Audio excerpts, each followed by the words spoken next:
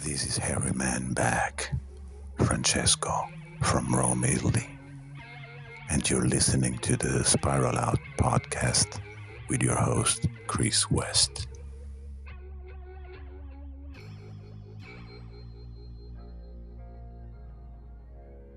How you like that new intro? Super cool.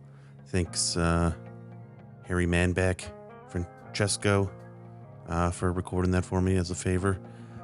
He's got a new book out. If you see it around, purchase it, read it, enjoy it, ingest it, love it, hate it. I bought one. I'll be reading it when it shows up from Rome, Italy. On our show today, we have Mike Gamble, a true inspiring story he tells on the podcast, a metaphorical rags to riches story. Again, metaphorical. The guy's doing fine. No, it's very inspiring to sit and talk with him, to hear how his tool poster became a reality. And we also touch on a lot of cool subjects: alchemy, trying to achieve goals and dreams, and just enjoying tool and art in general. It's a very inspiring podcast, in my opinion. They're all great, but this one, I think, this one was very close to home, you know? And I'm sure on some level, every artist starts from zero in this void of not, but I think rarely we get to see the nexus point. And Mike has been around and in the groups and in the community, so it's super inspiring, and it's very cool to see his art be featured as a tool poster. And it's also really awesome to see that he's a really nice guy, very articulate, to see more of his art on tool posters. Enjoy the episode. Thank you for listening. Thank you, Harry Manback, and Spiral Out. 1, 2. Alrighty.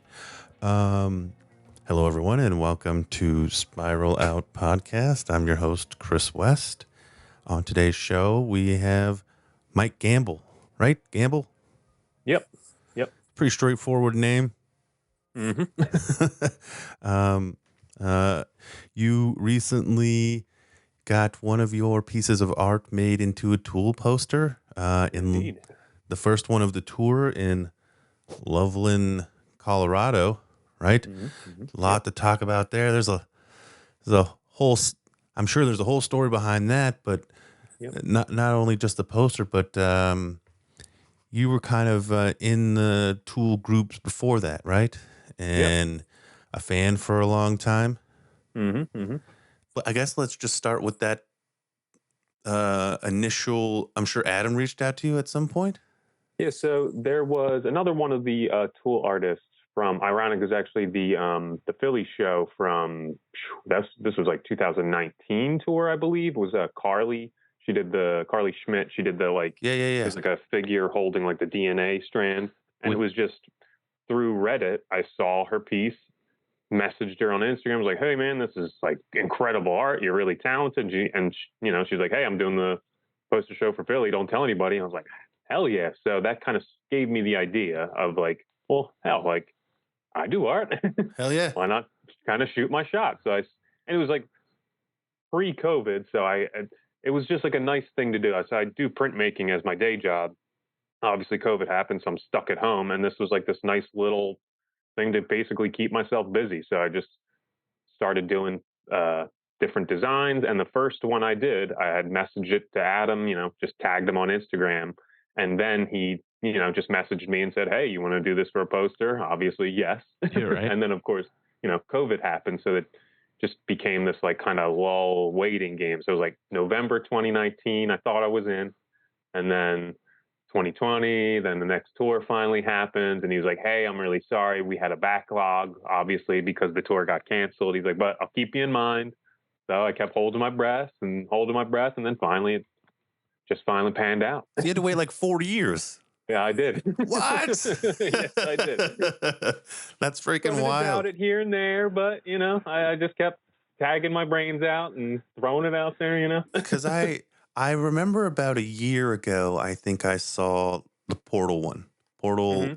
What's it called? Portal Porta Owl. Alchemica. It's a space, the specific place in Rome. I did a study abroad, and it's like not really many people know about it. I've actually had like people in Rome message me being like, "How the hell do you know about this place?" You know, it's not like the Colosseum or any of the main tourist attractions, and it is very bizarre. It's like in this piazza. It's fenced off. You can't really get close to it.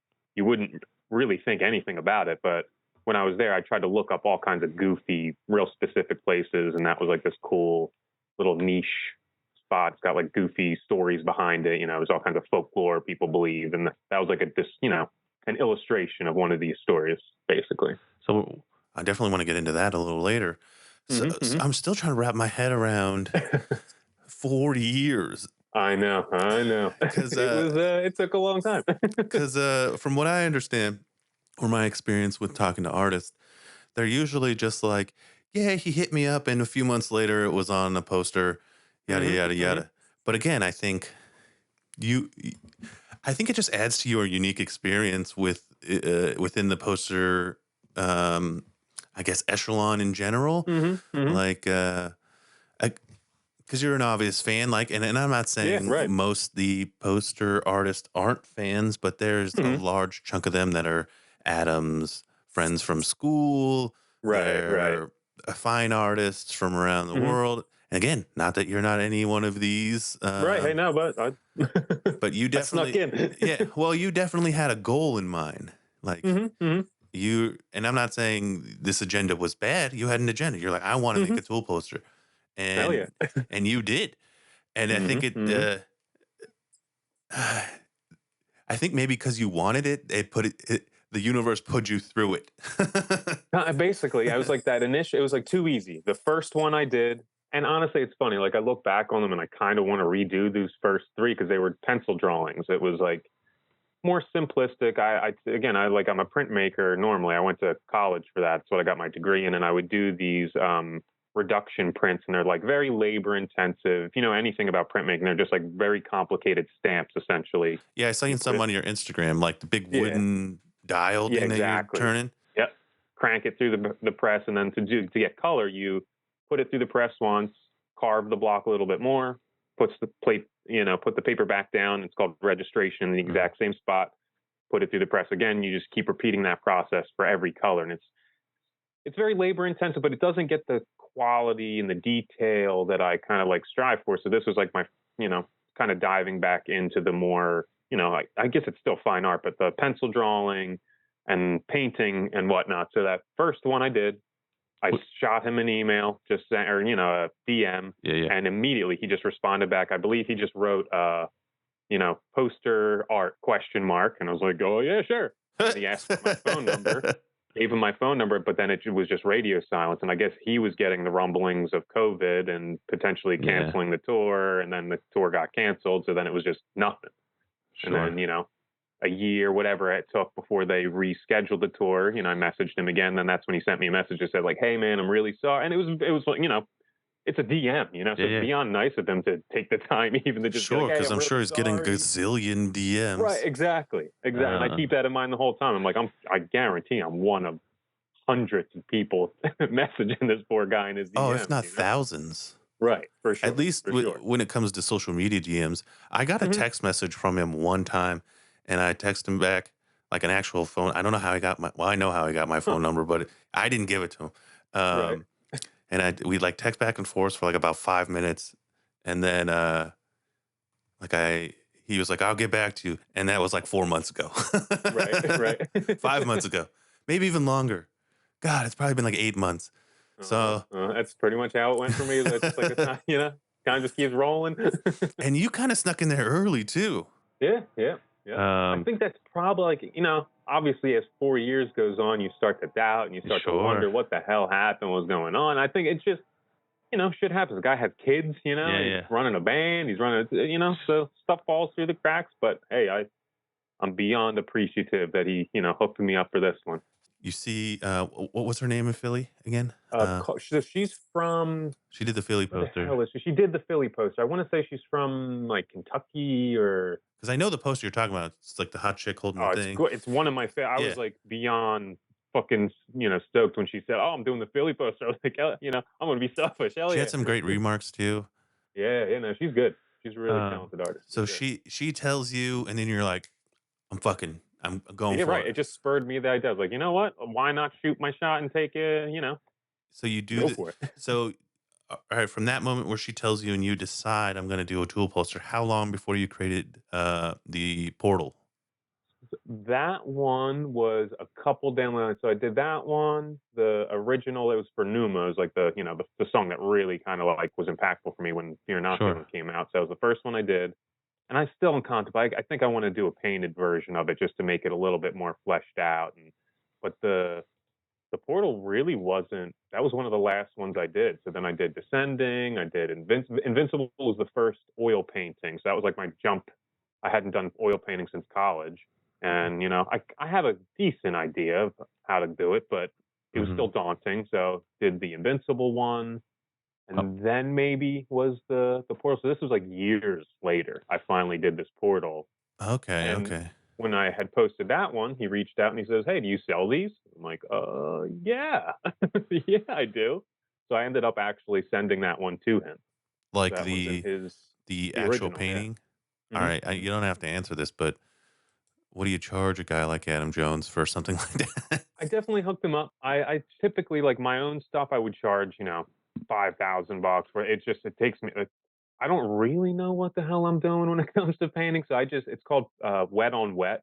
I mix color on canvas. I'm really not good at doing the like being very decisive with my color choices. Anyway, long story short, it takes me a long damn time to paint. Sure. So it's like easily months of work. But when Adam reached out, like I said this when they called me to get the poster deal. I was like, hey, not to like show my hand or anything, but like I would do this for free. I'm just into it. I'm stoked. Yeah. It's such a cool opportunity. Honestly, I'm in it just to get my artwork on a poster for myself. Yeah. So he basically said the same thing to Adam. I'm like, hey, like I'll hook you up. Obviously, I'll still charge you, but Yeah. I definitely gave him a good. All right. So I'm looking at your stuff online, right? I'm Mhm. seeing Tempest, Invincible, Calling, Oh yes, I think I Portal. did Tempest. You're right. I did Tempest before. Like I'm pretty sure this was one of the later paintings that I did. So the first one you did was Numa, Yes. and Yes. that's the one that you sent to him. Yeah, that was the original one that I just tagged him up. Put it in the DMs, and that was the one that he initially just quickly, like, He's like, I want it.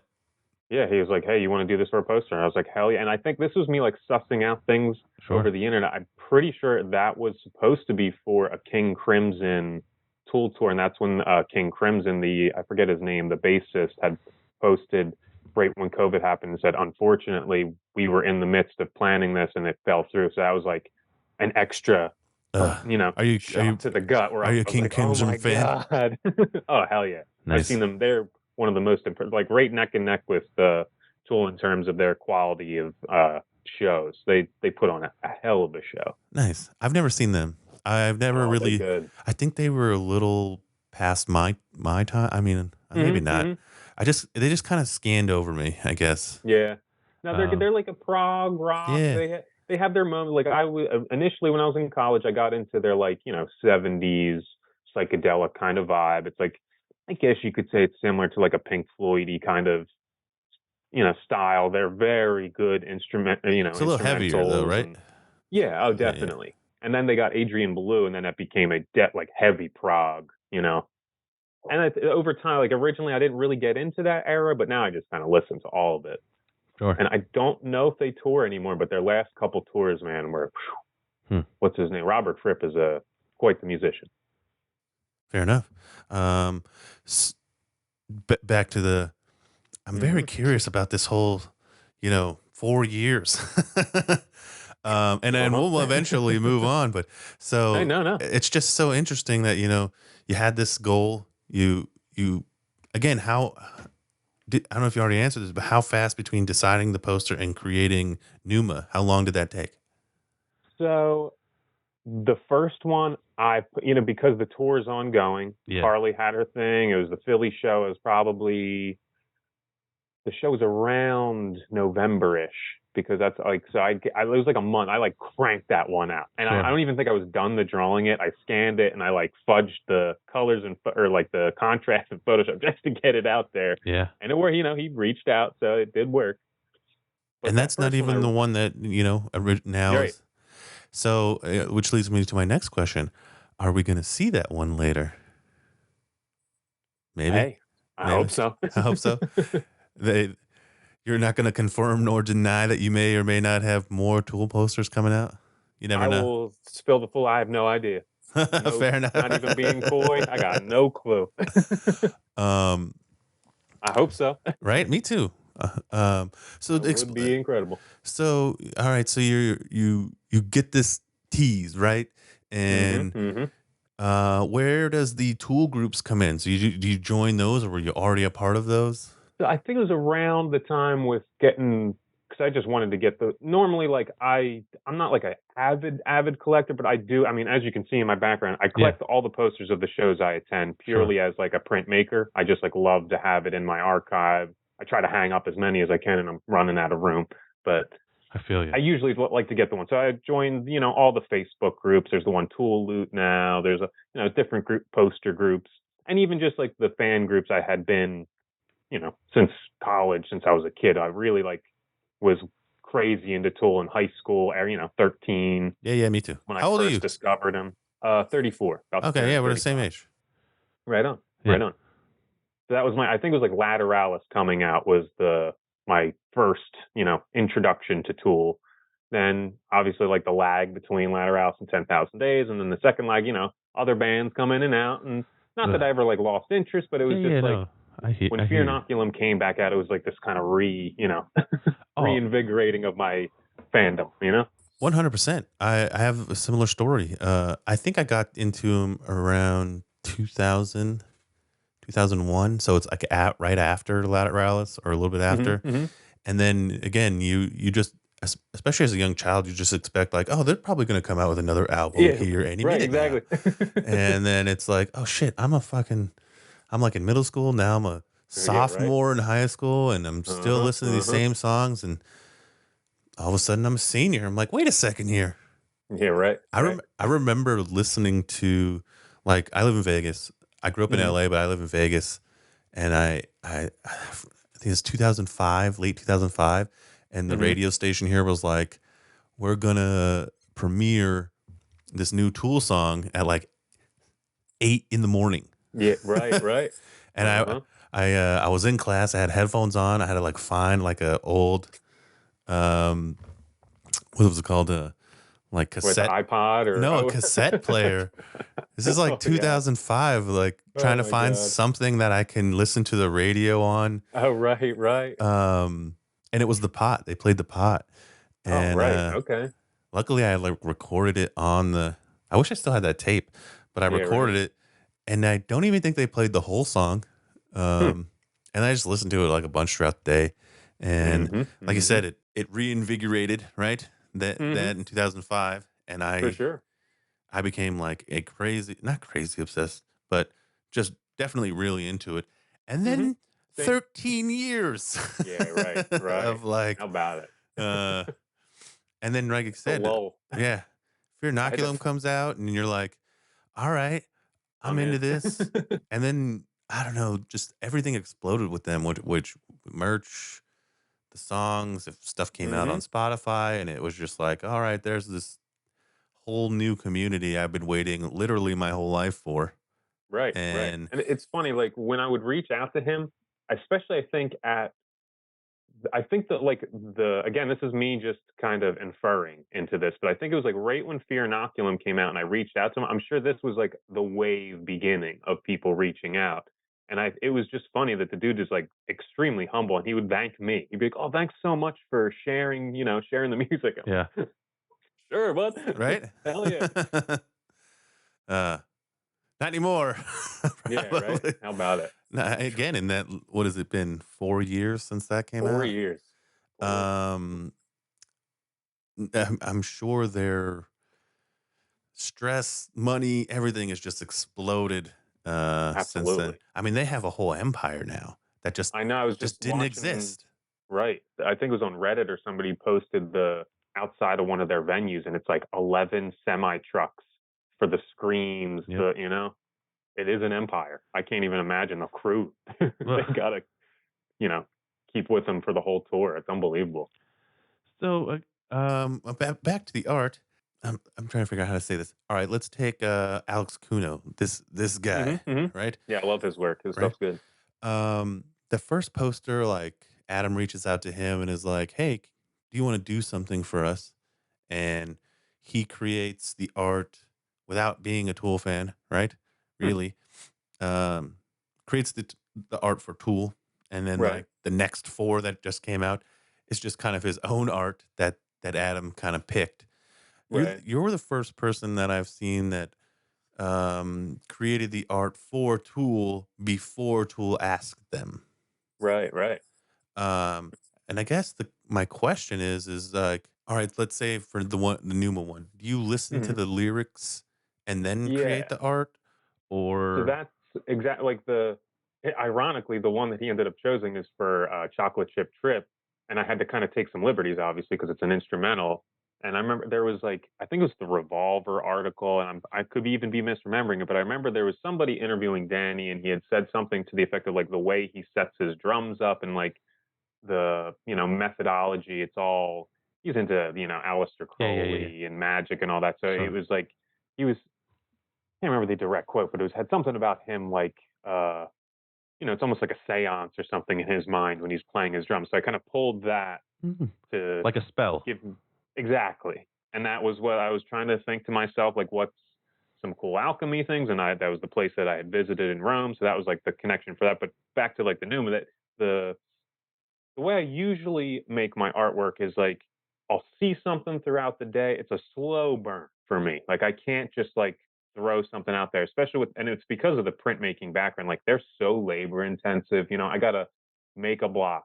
I gotta CNC. I used to do it by hand with a router and prep, and it's a lot of work. So like to get an idea, I have to have my full rounded idea before I can delve in. And it's the same thing with the paintings. I come up with the full design, whole layout, and then I, execute it.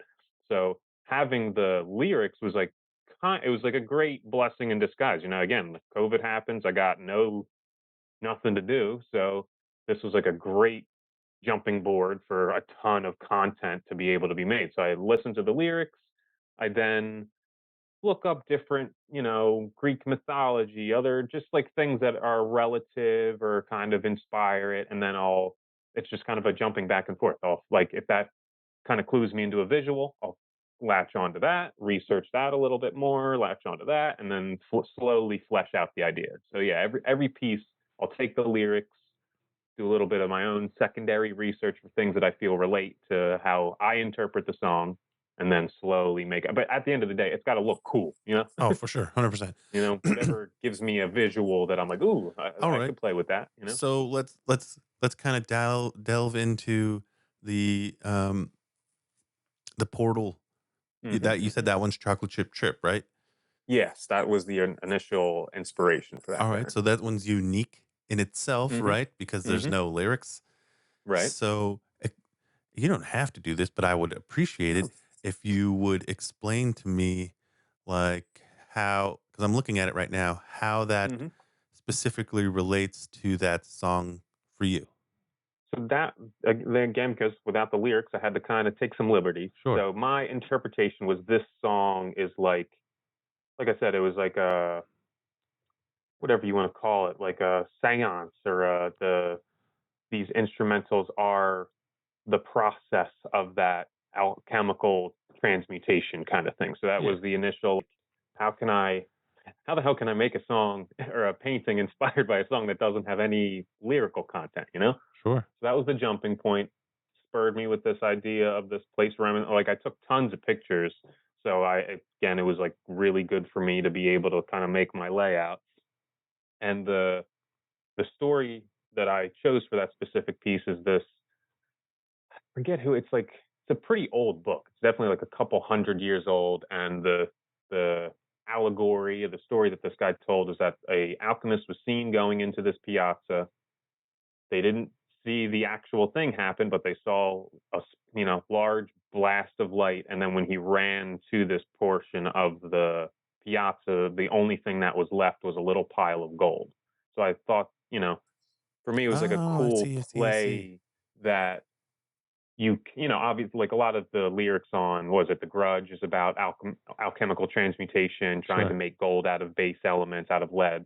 So I thought it was a cool play that, like, this person did successfully make gold, but you have to sacrifice yourself, essentially. He had to, I don't know if he disappeared. I don't know what Yeah. happened to the guy, but he's gone, I didn't notice the gold on the bottom, and him slowly. His body, Yeah. turned into a little bit of flakes, and I don't know if he went into the portal or.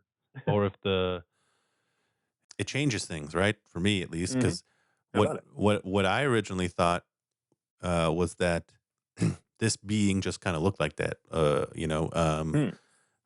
He's just the, what is it, nerves, and Yeah, it's like the nervous system, right? and maybe each layer of him was going through this portal. Mhm. That's the Uh, same. That's kind of like my thinking, was that this was like the last stages of his body has been stripped, layer by layer, and now it's just his nervous system. This is like the last glimpse before he completely was taken into the portal. Someone online wanted to know what is on the other side of that portal. I saw that.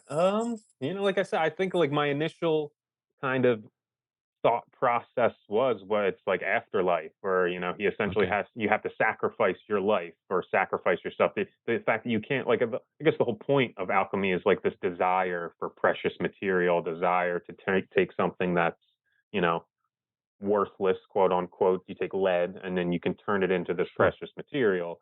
So I just like the play on that where it's like you can't, it's not. And then the other part that I like, kind of after the fact, is like the process of me taking. I use, like, people yell at me all the time. I use like whatever I can get. So the oil paints that I used was like a base set, Yeah, yeah, yeah. your No, I dig college it. I style dig it. oil paint. I know exactly you what you know, mean. You're just working with what you can get, you know? I worked what I had and I took junk, and now it became a tool poster. So I Yeah. just love this, like, You did it's your own kind of alchemy. exactly. I figured that, like, it was a painting about alchemy. And then the other parts of there's a local Tibetan monk. I plan on making a post about it today with the old video, and he does these sand mandalas, and he says at the end of it, the whole process is about, you make this beautiful, gorgeous thing, and it's impermanent. He swipes it into a big pile of sand in the middle, and then typically they'll go and, I believe it's like whatever your local water source is, devote the sand mandala sand back to the world, or Okay. back to nature. So at the end of these processions, it's more of like a teaching tool in Philly. Philadelphia has one of the largest populations of Tibetans for whatever reason, and there's like a big Tibetan, whatever culture going on, and he holds these as like a teaching experience, but also part of the continuing the spiritual experience of the whole thing. So at the end of it, he'll put it into a pile. Everybody collects a little bit, and he'll tell you. He says, put it in your garden. Don't keep it. This isn't meant to be like a little keepsake. And I'm a Yeah. hoarder. I love getting my little Yeah. trinkets and keeping the same. But in the full, kind of theme of the thing, I do like to put it here and there. So for these, again, I kind of spurred the idea. I took a little bit of that sand at the last stage, crushed it up, and all of the gold I used it in, and then the little, like, glowing footprints have mandala sand. So that was, again, my other. I was like, hey, I might as well go all in if I'm gonna do So, some alchemy, you know. all this makes me think of is that you did your own, like, spell So to again, manifest. I mean, I hmm don't know if you hmm know. I know. I know probably a very. I don't want to say. I know something about magic, right? Whether yeah, it's like it's probably very similar. I'm what. interested in it. I don't go full on, Yeah, but yeah, yeah. Me neither. Like, and again, I don't know how much you've heard, but like when it comes to Aleister Crowley and stuff, I mean, these guys were like hmm jerking off onto papers uh-huh. and eating them, and uh-huh. cutting themselves and doing blood magic and shit. Uh-huh. Uh-huh. So I mean, you have some idea of that. Like hmm that's. I'm not saying Yeah, I you didn't. go that far, but Yeah, right. you did put energy other than like I'm just gonna create this and put it out. Like you Right. Right.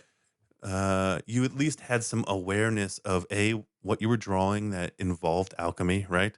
Mm-hmm. And magic. You, whether consciously or unconsciously, um, did your own alchemy, right? Just by Mm-hmm. the paint that you used and Mm-hmm. the Mm-hmm. materials that you used, and you also did some type of spell slash ritual Yeah, by there you go. using I like that. by using the sand, right? Mm-hmm. Mm-hmm. And this is what I'm noticing while talking to you right now and looking at specifically the portal. And I might get some hate for this. It's probably the most Tool poster I've ever seen, if that makes any sense. Hey Now, man, high praise. I've actually seen a couple people just saying like this is one of their favorite, and I'm like, I'll take it. well, just the story in general. Again, it was written for, or I mean, it Mm-hmm. was Right. designed for it. Mm-hmm. Uh, Mm-hmm. the the process and idea and ritual behind it is all very Tool, you know. Right. Um, Right. I can't. Again, I haven't talked to Alex Gray ever, but Yeah. I don't know what kind of rituals he's doing. I have talked Mm-hmm. to a few artists. Nobody's putting Tibetan sand uh, in in their footprints. I really Mm-hmm. like the Mm-hmm. footprints, by the way. Yeah, that was the last. That was like this thing is so funny. Through the process, this one. So if you notice all the other ones and a lot of my prints, I usually do just a silhouette. Like Yeah, yeah, I yeah. don't know if it's just the way my brain works. Like I black can't backgrounds. exactly. I can't stand having to put it in a space, and now I have to render the whole space. So when I created the portal one, I came up with the idea. It had to be a full, Yeah. landscape painting, and also the realization was like, now I have to touch every square inch of this damn canvas. Mm-hmm. So it was frustrating for me. And at the end of it, me looking at it, I almost, not that I did. I mean, I put so much work into it. I was going to post it and share it, but I was like, I almost didn't even want to share it. I was like kind of disgusted at the end of the process. Like, it doesn't really look like my work. I don't know how I feel about this. And then of course I post it, and then like immediately Adam messaged me and was like, hey, do you want to buy? Do you sell these? Like, I guess I Immediate, don't know like what the how hell I'm immediate? doing. Like within the night, I posted it, tagged him. The next 12 hour when I woke up, I had a message. Oh shit. Right? What does that feel So like? What was the initial? so the first one was a total freak out. Obviously, Right. you're a fan. I didn't really think it was gonna happen, especially like even way back with the Numa one. It was just a shot in the dark.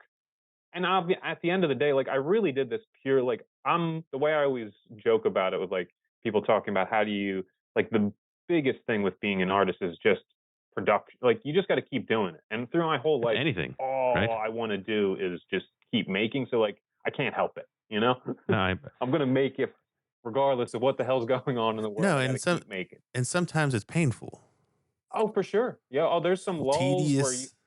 you get stuck in that kind of cycle of like you didn't make, I want to make, I'm not making, and I'm aware I'm not making. So to have like again to use like the fear and Alchemist purely just inspiration, like it was a blessing in disguise that I was like, oh, hell yeah, now I got a good 3 years, 4 years worth of inspiration to pull from and to work from. So I was like, I was gonna make them just for my own art's sake, and the kind of throwing the shot in the dark was like a bonus, a Well, pretty huge bonus, but you know, I mean, so you did a piece of art for every song on that album? hmm yeah. Well, Okay. the Yeah. seven like Yeah, full. I yeah. didn't do the interludes. Just again, there We weren't lyrics, so you it have would have like been what tough. 4 or 5 more albums you can pull from.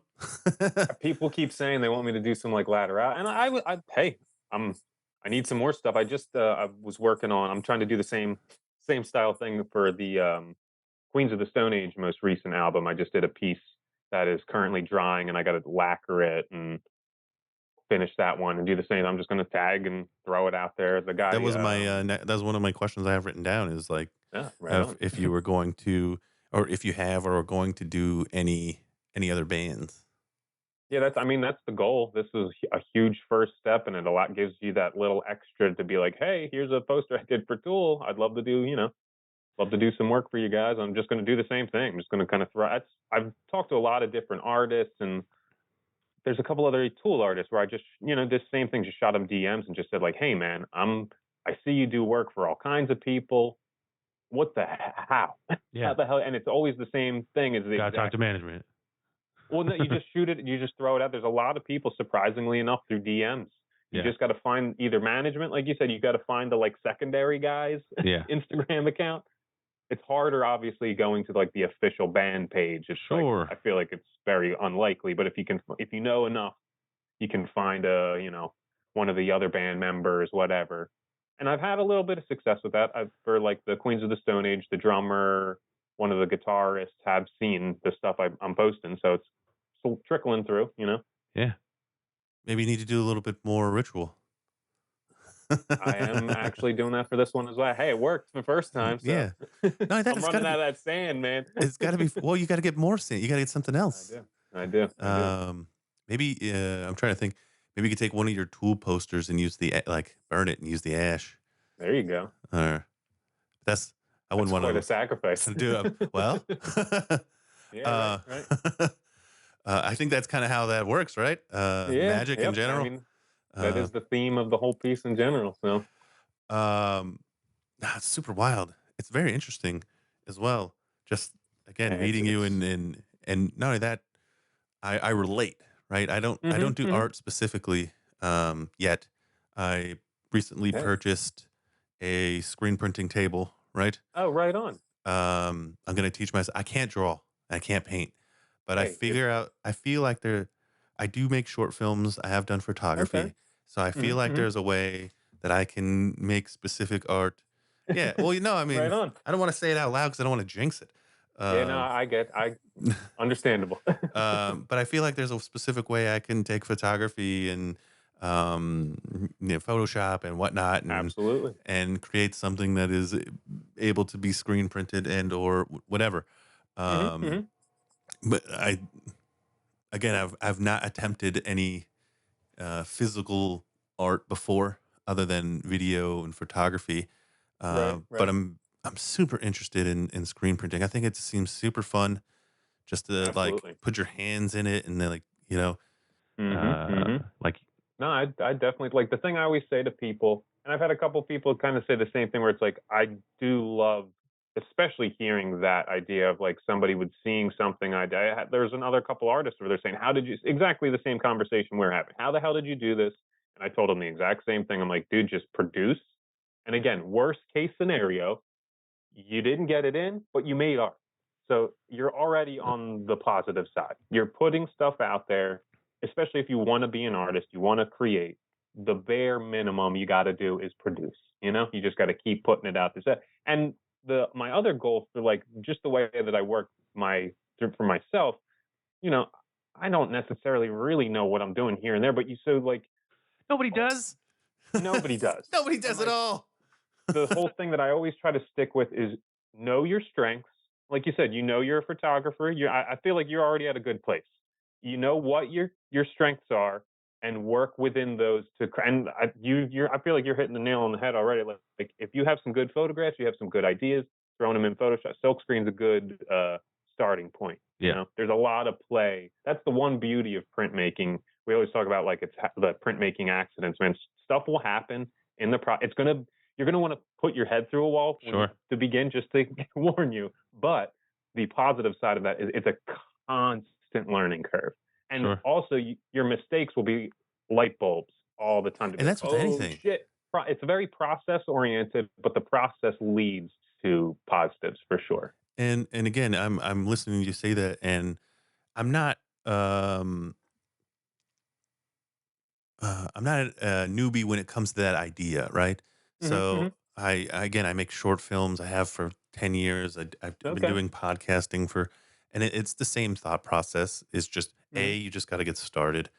Exactly. B, you just got to keep producing.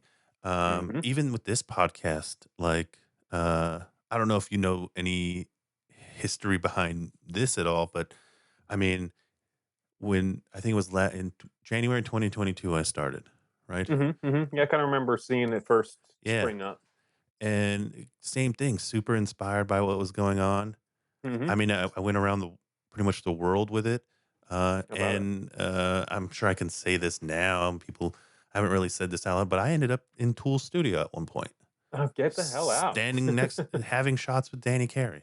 That's so awesome. And it's funny because I don't drink. But when Danny Carey hands you moment, yeah, dude. a shot, you're like, all right.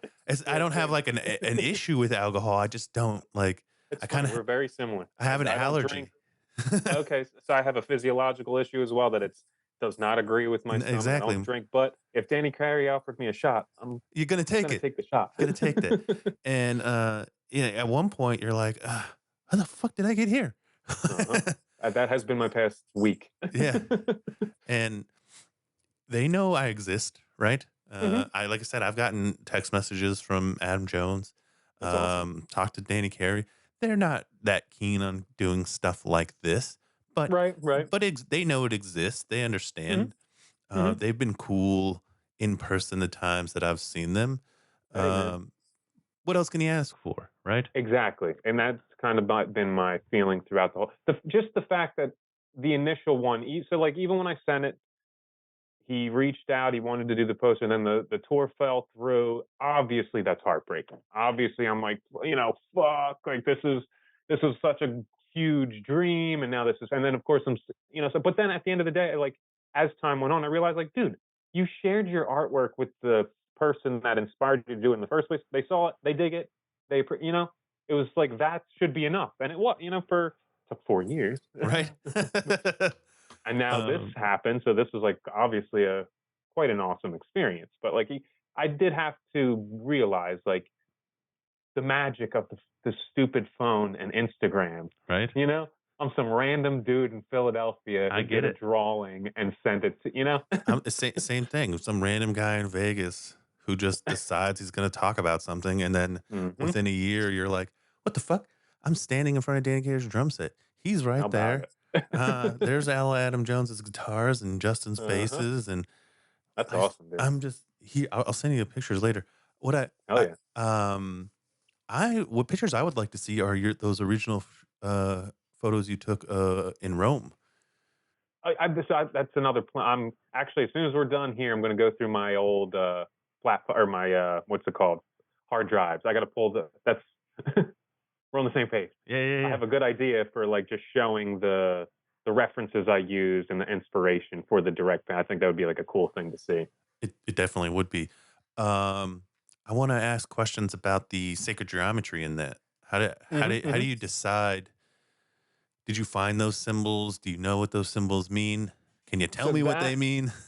The ones for the portal one are, so that's like a transmutation circle. So that's like, I think Aleister Crowley, some of his books have used those, and it's like my own interpretation, and I adjusted it a little bit, but that is the, kind of known symbology people use for alchemy. So like the 3 circles in the center, like surrounding the triangle, are your base elements that you put in to create. So honestly, it's been so damn long, I forget which elements that I chose, because I basically, again, in the theme of it, I'm like, I did a ton of research, and I'm like super analytical about everything. Sure. So I wanted to like find the right ones. And I'm like, well, alchemy, it's all, It's interpretive. Exactly. It's so like, I might as well make my own. So I'm pretty sure I chose lead. I think it was like still within the like trying to pull from the Tool lyrics. I think I used some of those lyrics from like The Grudge, and then the lyrics from, not the lyrics, this interview. And again, like through it's so funny when some people would ask, like, especially when I'd share it on Reddit, they'd say like, hey, what's the inspiration? And I had to be like, I kind of don't even remember. It's like such a long process. Yes, 4 years ago. But even like within a piece, sure. It's like from initial idea, listening to the song, doing research, to finished painting, it gets kind of lost in the sauce, Yeah. So I'd have to kind of go back, look through my sketchbooks, and be like, oh, right. That, I was listening to write a Play-Doh blurb that was relative. And then so like they're kind of all over the place. It's like a scatter shot. And then I pull cool visuals in to then make the like final image, You know what I realized, and this might be a negative. You might have to put that much work into everything. Yeah. Yep. I don't Hmm. think you're allowed to half-ass art. No, no. And I forget was either Alex. There's another artist. It could have been Chet. There's one of these people, and that was exactly their sentiment, where it's like if you're not putting in that much effort, and then also the idea of putting in a little bit of that magic, a Yeah. little bit of something else. If you don't believe in, again, like kind of like what we talked to, like I don't fully invest in any of anything really. Like No, I I'm a completely very understand. analytical person, but there's still a little something. It doesn't mean you're There's still not gonna a little. try. Exactly. There's a little part of, I guess it was like being raised Catholic. There's a little something in the back of my head. I was Now, like, well, maybe. you know what I think it is? It too, it's obviously that, but we're so analytical that we're not going to leave any part like How about it? I got to throw it out there. untouched. Yeah, it's like I may not believe, but I'm not stupid enough not to try. How about it? I like that. That's a good, very good way to put it. Because I got to I'm cross every, yeah, dot every I, cross every even T, the even the untangible ones. You're like, all right, Yeah. I How don't about have it? it. Yeah, I got to throw that out there too. I'm the exact same way.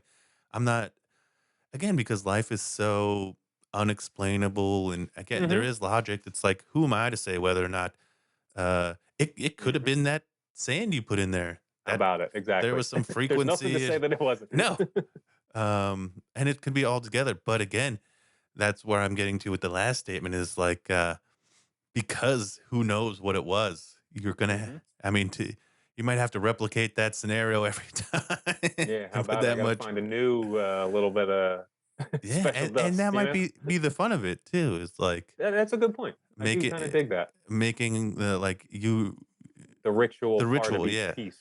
I Yeah. do like that. You've kind of spurred me. I'm going to run with this. I appreciate that. What is it about Tool that lends itself to be like perfect for visual mediums? So for me, a tool, like especially at that point in my life, I also was like, and it's still on the back burner. It's one of my things that like I definitely want to do is like some type of film, stop motion animation. I'm so into the world of visual effects. So it just like again, like that time in my life, I went to a school for it's called Kappa, Creative and Performing Arts. So like that whole world's there. We have the creative writers, we have people making short films in high school. So it was just like the blend of everything really kind of spoke to me. The fact that they took their art, it always seemed to me it was hand in hand, the visuals, the music videos, everything was like this, kind of unity for creating their music as well. So I think that to me really spoke. And even like it's ironically with the Queens of the Stone Age, is like we were talking about earlier, these huge lulls in between Tool albums. I'm like crazy into them. I love all the music, like the special effects and all this. Well, then there's this lull. So then like Soundgarden became my kind of fill in, and then Queens of the Stone Age came out with their album like Clockwork, and that was the same kind of vibe where like they met this artist who's now been doing their artwork for the last three albums, and it was like this really cool unity of just like these cool videos. They did this great lead up to that album where they would just do like little teasers of a song with this animated very specific style. So I think that's what definitely resonates with me is like when the band at least puts in that little extra effort of kind of making like an experience. I do really like the visual musical tie-in for sure. Hmm. So if a band came to you and was like, let's say Queens of the Stone Age, they're like, hey, we really like your stuff. We're doing 30 shows. Could you physically screen print 125 posters per show for them? I mean, I could. It would be one hell of an undertaking. The shop. So what I do for my like, day job now, one of my professors from college, we like met up after the fact. We were kind of sharing a studio for a minute. I was like splitting his off. It was this gorgeous spot. Again, another thing that I've kind of slipped my way into. It faces Center City, Philadelphia. We're on the fourth floor or the third floor, and we have access to a roof to hang out on. And he has slowly got me into this job. It's a place called Brandywine Archives, and it does like I want to say it's like an art collective, but they get artists from all over the world. They bring them in, and then we as printmakers recreate their paintings. Sometimes sculptures. This one artist, Ellen Atsui, we're working with, he does these assemblages of like bottle caps, and so we do production, and I have done production. So I've always kind of had that in the back of my mind. If anybody ever reached out to say like, "Hey, could you print us, a full edition for a show?" And I've always like actually had this kind of thought experiment where I'm like, how the hell would I? How could I do a run of 700 prints? You know, it would be. Yeah. I'm sure I would want to die by the end of it, but it would be doable. It's No. really the space. The thing that I love, like thinking about that idea is like when you print an edition of 700 prints, the drying like where the hell you got to do them in runs of 50, let them dry, do another run of 50, let them dry. Like it's a lot of space, you know? Um, Well, tool posters specifically, they're not screen printed, right? They're I believe this process, yeah, it's some form of like machined, either a lithography process. They're definitely done like mechanically now. yeah, yeah, I yeah. very highly there's not somebody pulling No, no, no, no. And not pulling only that, screens. there's too many gradients. Yes, yes. I'm pretty sure it's still dot matrix, so they're still separated. Because even if it was like a lithograph, it's still like a very similar process to screen printing, where you put it into the dot matrix, separate it into like. Actually, I know it is because they had me separate my file into CMYK. So it's the same printmaking process, but I'm okay. pretty sure it's like a digital. It's executed, mechanically. Sure, sure. I'd love to talk to those printer people because I know that's the one I'd love to find out. Just even for my own work, I've always wanted to like know how the hell they do these on the metallics, and just for my own kind of like an extra little feather in the cap process. because getting into posters in general, like I don't have just tool posters. I have some Pucifer ones. I have some other Hmm. bands. I just went and saw the Postal Service the other day and got one from Nice, them. nice. Um, but it seems like Tool is just everything about their posters is just not completely, but it's just weirdly different Hmm. than what everyone else is doing. Well, I And I'm think sure like that's by especially. design.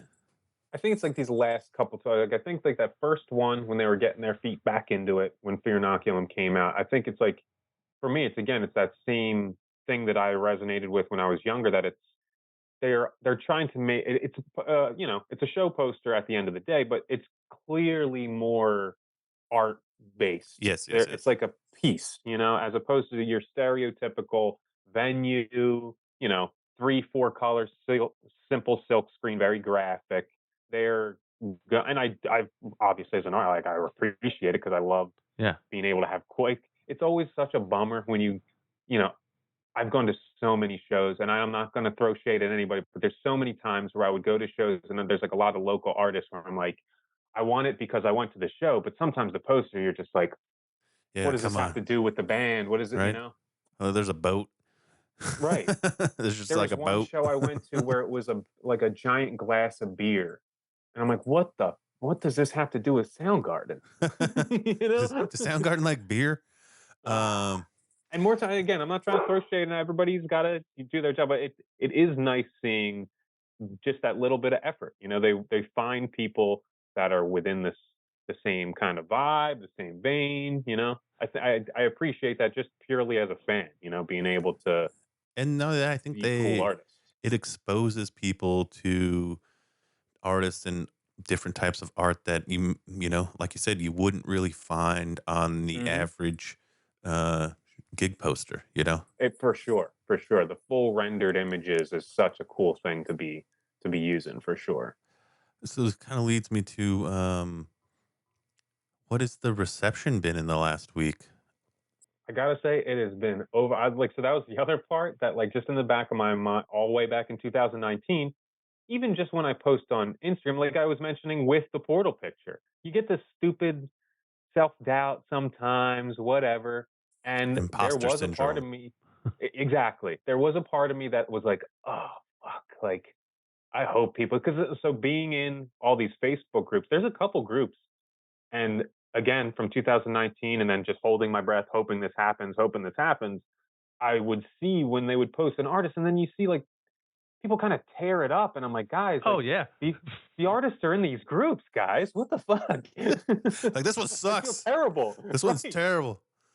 And No. luckily, knock on wood, I haven't seen it. There's been a very, very small number of that, but it's so overwhelmed with the positives where, like I said, there's been so many people that are like, this is my favorite poster they've ever done. And I'm like, holy shit. Like, So I kind of know the process of, like, Adam pays, or the band management pays, like, a specific amount for the art, and then mhm, they send you X amount of mhm, your own poster sign that you get to sell.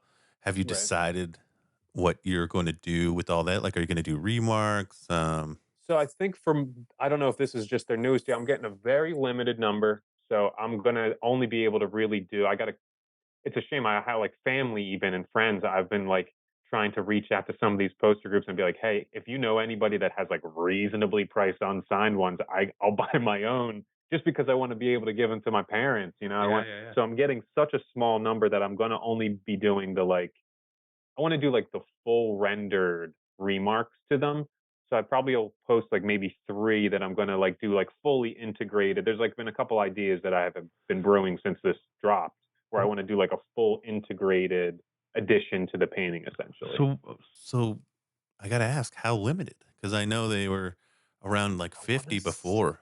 I think I'm getting 5. What? Yeah, I think I'm getting 5. Damn. Yeah.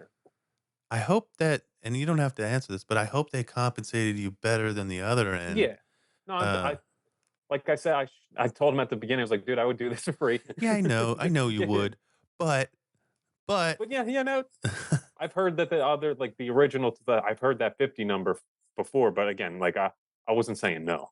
no, of course not. He Of could have said course not. nothing, and I'd be Yeah. like, sure, man, here's the 5. I don't give a shit. So 5. Dang. I'm getting 5. Uh, So since it was kind of a blessing in disguise, this is also kind of secondary to it. Originally, they reached out. The Philly show is right after my birthday. It's a day after my birthday.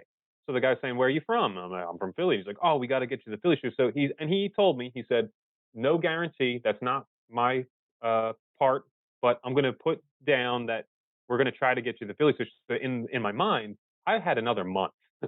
I'm Ah, preparing. I'm going to do like a handbound book of the whole series, sure. and I'm currently just in the design phase of Yeah, that. yeah, yeah. So again, in my mind, I had a month to do all of this, and then all of a sudden on what was it, Monday, I start getting sales in my online store, and then I start getting all these tool followers, and I'm like, what the fuck is going on? And then finally, I think it was Rod, the guy that runs the tool group. He said, "Hey, I'm there. I saw your artwork. You're the show for Loveland," and I'm like, "Oh, what?" so you didn't even know. I didn't even know.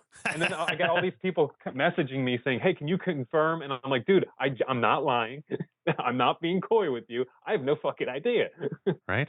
So that it was like it's been quite a So wild week. Yes, that's so wild. Yeah, you're right. It's so wild. Just, again, having that initial interaction with him, with Adam, touching base here and there. Then you eventually talk to management at some point, right? How long Mhm. ago did you talk to 'Cause management? so that was the other part. So it was like this was like my again. I didn't hear nothing. Didn't hear nothing. Adam had mentioned this a year ago at this point, and this was like the last post. I just tagged him, threw it out there. Kind of at this point, I was like, whatever. It's so close to the tour. It was, I think, a week before the tour started. So in the message, he says, "Hey, you want to do this for the fall?" Obviously, yes. And he just says, like, it's pretty close. So you got to get your shit together. So it was like a week out. So that was also part of the thing where I was like, I don't know why I never considered it could be the first show, but I thought there's like, oh, I got weeks. yeah, I yeah, got yeah. plenty of time. Yeah, But again, and they're what I was gonna getting let to me is know. right, right. I thought for sure I'd get at least a little heads up, but hey, it was a fun experience to Right? say the least. But Um, I at least had this shit ready in my store since I had already made these a year ago. So that was other nice little bonuses. I'm flooded right now. sure. I just sent out I think 30 prints, and I still got a couple that I got to send out. So Of the portal one? yeah, of the portal, and people are starting to buy some of the other ones from the series. So it's Sure. like I got nothing to complain about. No, no, no. I would have loved 50. Don't get me wrong. Yeah, yeah, yeah, yeah. But But I got nothing to complain about. no, no. What can you do? So you have 5, and you're gonna I'm do getting 3. 5. I can't wait to see what you One's add. going on my wall. Oh, yeah, of One course. I'm gonna just keep as like a little nest egg, and then the others I've been excited, and also like I mean, like the people reach out that want to get little additions and stuff, and I've been kind of brewing, thinking of some cool things. I think like my plan is for those three, I'm gonna go all out, and then I'm just gonna post them individually in my store, so people get an idea of Sure. what kind of remarks I'm going to be doing. So So then, will you take people's that send oh them to you? yeah, I'm Yeah. so, like I've seen some artists like they try to get like if anybody wants something, I'm in. I'm so like down with this whole thing. Yeah. I'm thrilled to just do a little doodle if people want it, and then like a signature, or if people want the full on, a painted edition. Sure. I'm down. I'm gonna have to find one and send it to you. Hell yeah. Like I said, Uh, I'm thrilled. There was one guy that posted in one of the groups. I guess he's like somehow friends with Justin, and he had posted Justin's like holding my print up yep. I seen with it. his kid, and he had reached out to me, and he was like, "Hey, we really this was more just for my kid. I would," and I was like, "Dude, absolutely. Yeah. I am more than happy if you want to pay to send it to me. I am more than happy to sign it, doodle. I got another question about the art and fans. Mm-hmm. Has anybody else tried to tell their interpretation of your poster and like the symbolism? Like, have you got any like weird?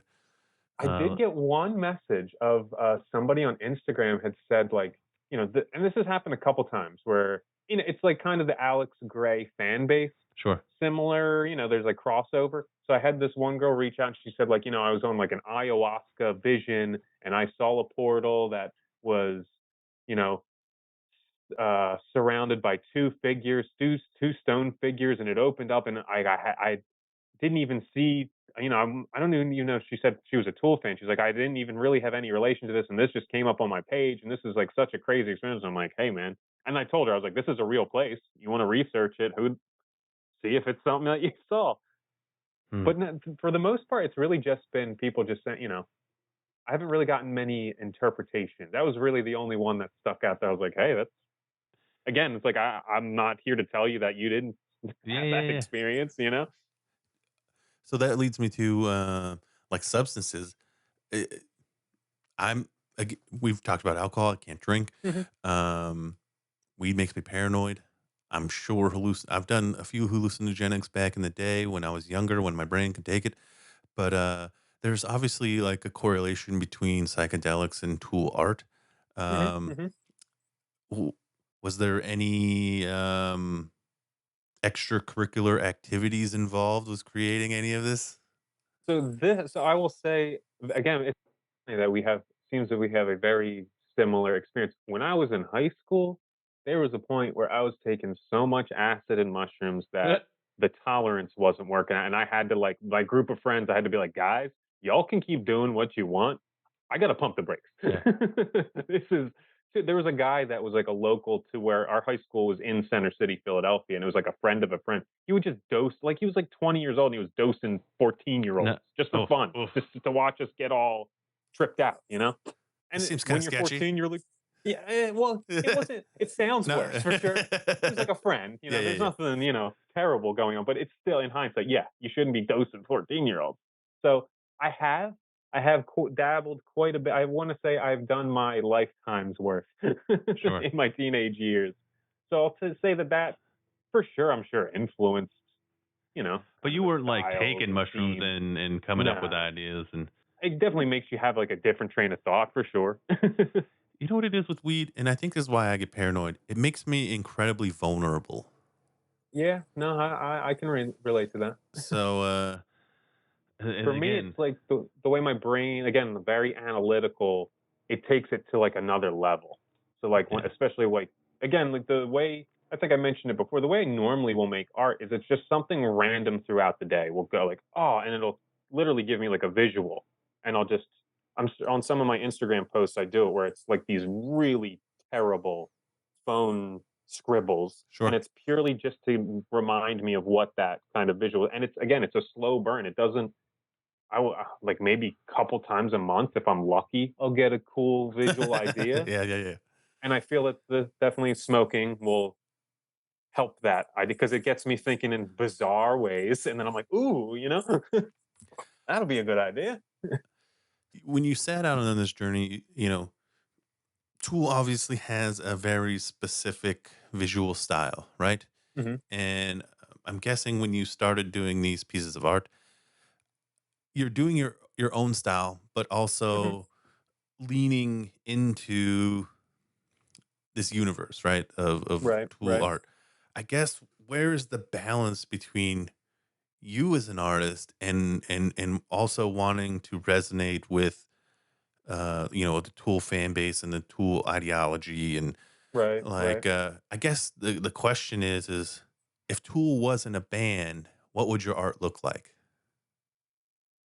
A really good question. So, like, and clear, I think, like, having been, like, such a fan when I was younger and then, like, having the Alex Gray connection, I definitely like visionary art. I really dig and even again, I'm sure that's definitely where it really kinda stemmed I know from, that's a is shitty question. doing no, that's I mean, it's a good like, it's part of what I was thinking, you wanna keep the aesthetic, but you also want to put yourself in there, wanna put your own kind of fan. I've had that, feedback sometimes where people are like, this is pretty much just like Alex Gray, No, it's the not. Alex Gray No, it's artwork. And not. I'm like, but and also I'll take that, if you're making that parallel. But I do it is a conscious thing that I want to put my own little spin. And ironically, I think the piece that he ended up choosing is the most me. It's obviously the anytime you do anatomy and stripping away layers and stuff, it's gonna, you know, kind of give people the idea of visionary artists. And that's like definitely like the theme, the vibe. And part of why I like that part, and maybe it is part of Alex Gray's kind of theme, is like it takes the individualism out of it. Like it's Sure. relative. I We understand all completely. share all of that stuff, and We that all have is a nervous definitely system. exactly that's something that I like and like is a struggle. Like when I would come up with references, especially like when I was doing the printmaking and these woodcuts, you know, you can only use yourself as a reference so many damn times and your friends and your family.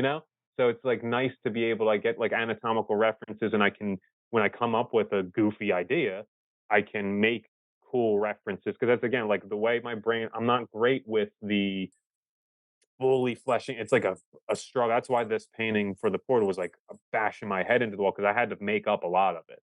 And that's not my strong side. I have to have like the concrete thing for a lighting reference, and Gotcha. That's why you take it's a photos. struggle. Exactly. I take tons of photos. I love trinkets. I got tons of shit that I'm always using and taking photographic references. You know, it just streamlines the process. It's already a slow go. So yeah, I think like it's definitely part of the process. I have that in mind, and I do, like you said, you want to emulate the kind of themes thematically, just the aesthetic Well, it's a that they have. it's a loaded question at the Hmm. core because it's like asking somebody, you know, I guess it's like asking Tarantino, like if there weren't Right. these Like the exploitation films, what kind of films would you make? And it's like, well, right. who the fuck knows? Hmm. Hmm. Like Tool's been a band so long, and they've had specific art so long that Right.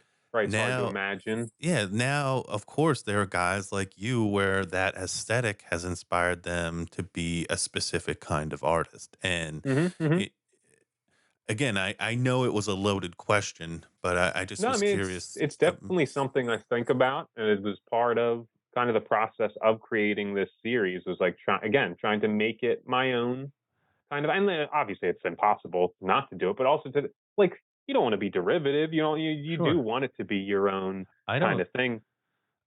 Believe me, I said this earlier in the episode. It's one of the most tool posters, especially now that I know the story. I can High praise.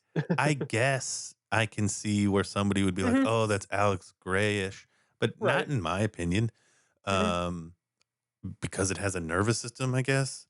Right. It's Um, like think whenever you use the anatomy, but I think like if you look at like some of my prints and stuff, it definitely still has, you know, like again, I it's hard to pull from it. But like I think to get to like the question, like I I think think I it. would still be making this type of stuff because like Yeah. as a kid, that the guy that did the sand mandala with the paint, I've been seeing him literally since I was an infant. He's like a local. He'll do these every year.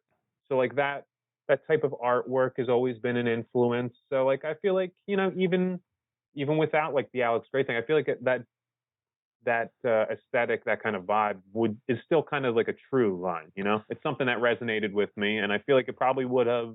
Either I would way. have found my way to this type of thing Sure. either way, you know? You know what it reminds me of more than Alex Gray is just Adam Jones's like visual style, period. Like a lot of the figures remind me Yeah, a of. little dark. That was definitely kind of like I like to. I wouldn't say I'm like necessarily like in the dark arts. I'm like kind of wedged in between the visionary art and the dark art. Like I don't think it's like macabre or like No, it's you definitely know. occulty for sure. Mm-hmm, mm-hmm, mm-hmm. um, That's what I'm going for. right? What do you think about people like reselling your shit? It's actually it's another fun, you know. I having been an artist already, and on a very small. Obviously, Yeah, it's going yeah. to be much different now, but I have experienced this already. So when I was in college, they do this thing in Philly called the Rittenhouse Fine Art Sale. It's like, you know how they do like art fairs here and there, and Sure. this is like one of the more not prestigious, but it's like a big one. People spend. I want to say the tables are like 550 or 600, and you get artists from all over the world. And anyway, when we were in college, the guy that ran the place was like good friends with my professors, and they would give college students $50 tables in the center. The real artists had the outside. And anyway, people would come in and basically like make the investment essentially. They'd kind of suss out like, ooh, you look like you have potential. They'd buy your work. And there's been a couple times now where people would reach out and say, hey, I'm pretty sure this is your signature. I bought this years ago, and I'm trying to sell it at a consignment shop for $500 now. I just wanted to can you give me clarification or a proof of purchase, blah blah blah. So I've experienced a little bit of it, and honestly, the thing that I do like, and I'll thank people a billion times. People saw my art, they saw Adam sharing it, and they bought a ton over Yeah. those 4 years. So for me, kudos to y'all. And now you get to benefit as well. People took the investment, they took the gamble, they bought my shit before I was, part of this huge, awesome group. Yeah. So if you want to benefit, hell yes. It's cool to see, you know? What I will say is that the artist, look, I know there are dudes that bought 20 Right? or 15. Mm-hmm. As In, it in, thi- goes, unfortunately. in this scenario, the artist needs some of those back. So sell We'll them to take him them. back. Sell them to him Someone back. get them. There are some flippers out there that got a shit ton of your posters. In this scenario, the artist needs a couple back. I agree. What's your favorite Tool song?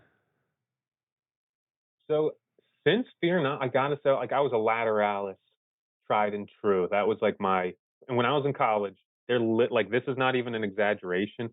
For I want to say almost 2 years, it just stayed in my CD player in my car, and that was just like my car songs, you know.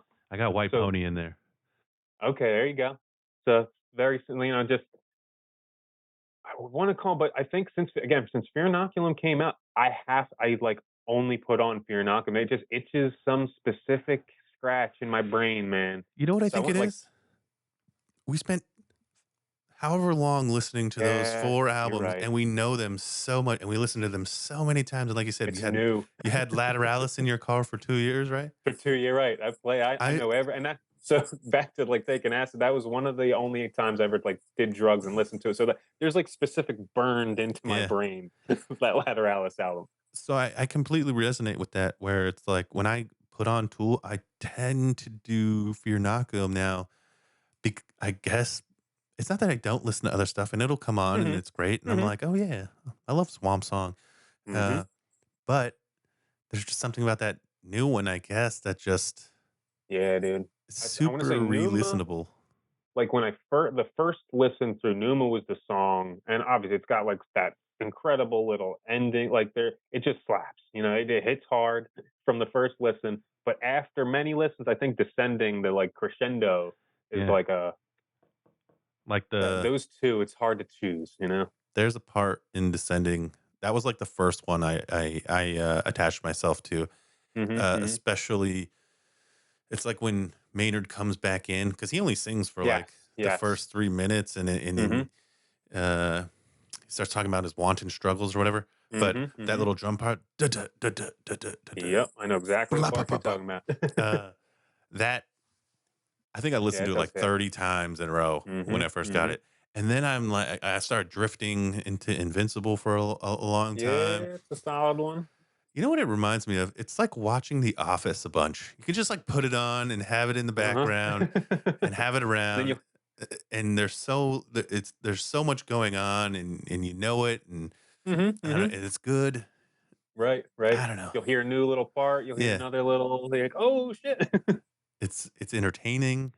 It's That catchy. is the one thing that like I feel like their music is, and I think that's probably why I like Fiornakian the most. Is part of why I kind of fell in love with their music in the beginning. It's so dense, and I said like my family's like half musicians, half artists for like the last 4 generations. So like my brothers are all drummers, bassists. I play music as well, but obviously I followed doing art more. So like having dense music that I can really sink my teeth into is great. And like their music always does exactly that, where you'll listen to it and all of a sudden I'll hear, Justin's bass part that I've listened to the song a million times, and all of a sudden I'm like, holy shit, I've Yeah. never heard that before. Or you thought it was guitar, but then Right, exactly. again, I saw them like 13 times last year, and there's definitely a bunch of times where I'm like, that's bass. Yeah, right. Yeah, there's a couple Justin parts. I think on some Latter Isle songs, and definitely Fear Not, or like I forget which song. It might be Invincible, where it's like that heavy synth. It's Danny. Yeah, It's Danny yeah. playing on the. I was like, wait, On this what? gigantic Right, fucking that thing keyboard thing. behind his drum set Right. that's like super huge. You're like, all right, Yeah, I can see that cool. coming. All right. So if you had this is the last two, what advice would you give to artists who are also fans of a particular band? How do you think they should go about getting their art recognized by that band? So that I've actually had this many DMs since, and it's the thing that I even just believe with my own art, and like your, so regardless of what your end goal is, always one, make your goal insane. As I have learned, make your goals insane. Why the hell not? Yeah, why not? Shoot for the top, but at the end you just keep producing. You're gonna get discouraged. And I think like also going into this again, the purpose was just to make inspired art that I'm happy with and I'm pleased with. The goal, like if this never panned out, sure, I'd be bummed.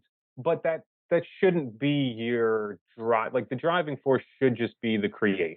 You should still. The I've heard journey many itself. artists exactly. Like I've heard so many artists, even Tool. I'm pretty sure the guys from Queens of the Stone Age. I've heard him say this. Like all my favorite, like Pink Floyd. I've heard in interviews they say this.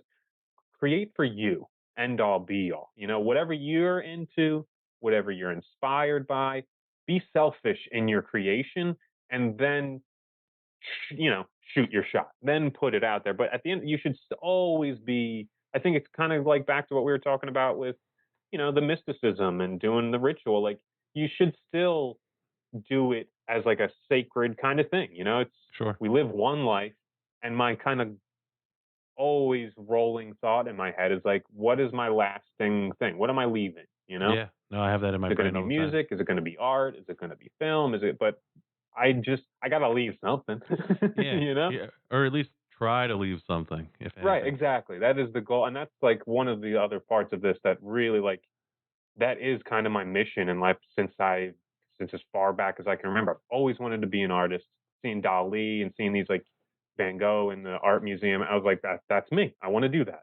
And to get to any level of people sharing my artwork with like such a huge fan base is such a fucking great experience.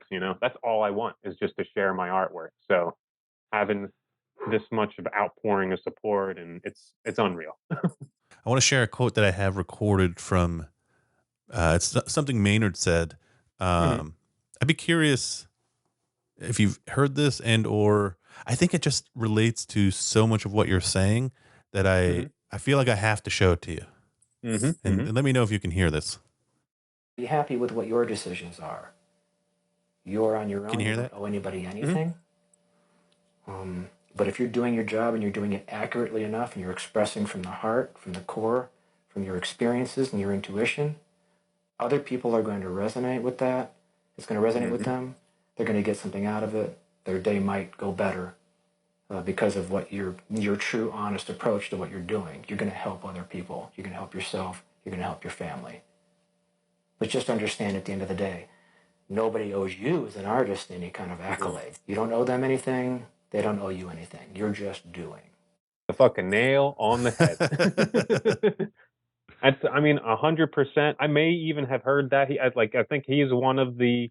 There's like a blurb from one of their live shows years ago when I was like 12 that I heard that's always resonated with me. Where he says, take the energy that we just put out there, and now you go create. And that's also like been a thing that I kind of sticks with I like me. that one. It's like the same vibe. Is like, and if I love fucking hearing when people reach out and say this is inspiring me to do the same thing. And I kind of back to the question you asked is like, if you have any inkling or inclination to do that, do it. Just like, even what you're saying with the silk screen, hell yes, go for it, because what's the worst that can happen? Yeah. You learn something new is literally exactly the worst. You get a new skill. You're being creative. But I do love what he said with the like, being vulnerable, I think, is the most important thing. Like I said, like with that painting, it was a struggle. I didn't really fucking like it. And like, there's been multiple times now where I've done this, where it's like a really personal piece. I did a print kind of like the first bump I had on Instagram. I did this piece where I'm like peeling my skin off, and I did half of it painted and the half was like a woodcut. So it looked like the top part of me was all like, like woodcut, black and white, and then the rest was painted. It was a very vulnerable piece, and that one resonated with people more than probably anything until now. So it's like, I wholeheartedly agree that like, you do have to be vulnerable. You do have to, like, that idea of like, don't create for the goal. Create for you. Have your goals, have your aspiration, but like, there is something to be said about like, it is like a sacred kind of personal thing, creation, regardless of what it's music, art, anything. If we got anything from this podcast, it's like, you have to put something into it, whether that's, something of yourself, whether that's sand or blood or, yeah, right. or energy. You had to put something into it. And yeah, you're definitely, I think, inspiring not only me, but other people. It just shows that like, it's not unobtainable, whatever your goal is. Yeah. I would have never thought that this was ever possible, Well, at the end of the day, it's just like, we're all just people, right? Yeah, right. We're all experiencing this crazy ass world and trying to make our lives and make a sustainable living, Well, I think as tools specifically and artists in general, big bands like this, they're put on pedestals, right? For sure. Where we look at them like they're these gods. And yeah, they're really good at what they do. But they're just dudes. They're just dudes. And not only that, they're dudes that need help sometimes from other artists. Right. And I'm sure struggle themselves and have doubts themselves. That's the part I like really did find funny, is like multiple times where I would be like, thanks.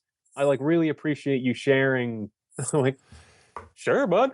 Yeah, because it's hell yeah, dude. It as easy as it might seem for him to be able to go out and be like, all right, I have 40 shows, I need to pick 35 artists, and then it just, that seems daunting. And it's like, all right, I have to go, and then all of a sudden you come in and you're like, hey man, what about this? And you just knocked off one for him, and he's like, all right, now it's 34. Yeah, right. How about it? All right, this leads me to my last question. And you might have answered this already, but I'm going to ask it anyways. I'll say it again. What does it mean to you personally now to have your art featured as a, official tool poster, given your history as a fan? Like, what does that mean to you? I mean, it is quite surreal, I gotta say. It still hasn't, I don't think it's gonna sink in until like the tour's long past. Honestly, when I get the damn box and I'm holding it in my hand is finally when it's gonna sink in. Because even still seeing the pictures. You don't have one right now. I don't have one yet. Like, everybody keeps asking me, hey, let me get an AP. I'm like, can you send me one? I haven't seen a thing yet. So yeah, it's quite hard to even, again, like the goal, just being an artist and being able to sustain myself one is like like I'm now just being able to do it. Like I finally get this job with the place Brandywine, and I'm like slowly finally finding sustainability. It's a struggle, man. And I'm sure every artist I'm sure you talk to, you do art fairs, you do the online set. It's a hustle. It's a daily 7-day a week. There's lulls that get scary as hell, and then you'll have these peaks where you're fucking overwhelmed. So the whole process, it's really hard to put into words, man. It's surreal is the only thing that I can say. It's fucking surreal, hard to wrap my mind around.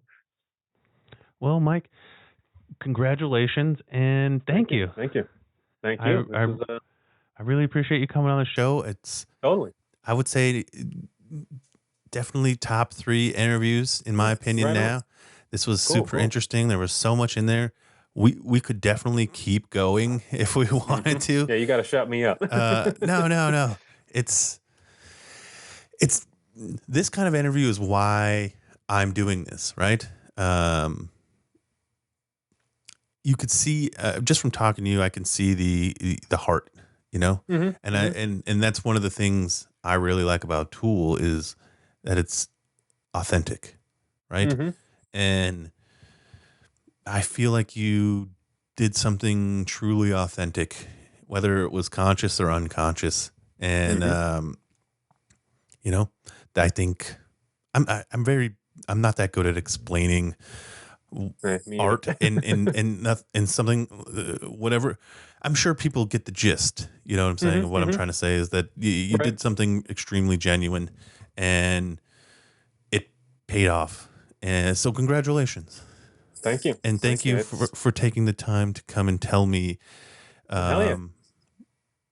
just how genuine it was.